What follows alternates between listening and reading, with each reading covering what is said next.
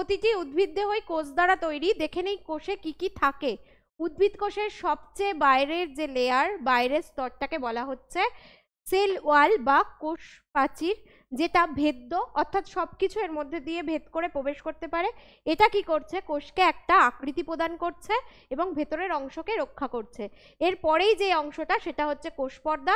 এটা প্রভেদক ভেদ্য, selectively permeable, সমস্ত জিনিসকে ভেতরে ঢুকতে দেয় না, কিছু সিলেক্টিভ জিনিসকেই ভেতরে ঢুকতে দেয়। এটা কোষের ভেতরের অংশকে রক্ষা করছে। এবার কোষের ভেতরের সম্পূর্ণ অংশটাকে বলা হচ্ছে প্রোটোপ্লাজম, যার মধ্যে রয়েছে নিউক্লিয়াস, আর বাকি অংশটা এই অর্ধতরল জেলির মতো অংশটা যার মধ্যে কোষ অঙ্গাণু রয়েছে সেটাকে বলা হচ্ছে সাইটোপ্লাজম। এই সাইটোপ্লাজমে এটা রয়েছে ভ্যাকুওল, যেটা প্রাণী কোষে দেখতে পাওয়া যায় না, মাইটোকন্ড্রিয়া, এন্ডোপ্লাজমিক রেটিকিউলাম, রাইবোজোম আর মাইক্রোটিউবুল, যা কোষ বিভাজনে সহায়তা করে।